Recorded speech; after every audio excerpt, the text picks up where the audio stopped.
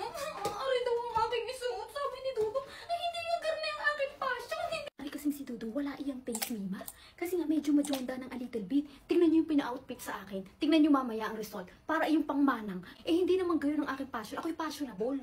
Dadamihan ko ang serum para fresh na fresh yung balat ko sa mukha. Hindi masyadong nagagalit yan si Dudong sa akin. Pero pagdating sa damit, baka mayroon. Baka na-insecure siya sa akin na a little bit. Kasi syempre, pag na, hindi ko alam kung ang insecurity niya igaling sa type niya yung damit or baka pag nasa labasan kami, mukha ko siyang tito. Napapansin ko na iyon dati pa. Kasi pag nagsusuot ako ng sexy, parang bagang siya ay nagagalit. May tawag doon, may ano ka, intimidation? Love?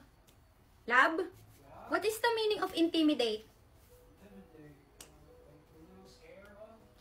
Yan ang feeling niya sa akin. Hihingiin na naman ng nanay ni Dudong nung nakaraan hiningi yung aking karning isa. Di ba uso yung glass skin ng mukha? Ito pang glass skin siya ng katawan. Di pa malikit kahit pawisan. Tignan niyo, ang ganda ng aking pante. From Victoria Court ko ang binili. Ari na iyon. Dadaanin ko na lang ang sa ganda. Buti na lang may glow mist ako. Pampahydrate ito ng skin. Para hindi nagdadry. Oh. At least nadadala ko yung mga outfit kahit hindi masyadong pretty. Pinasarado na nga.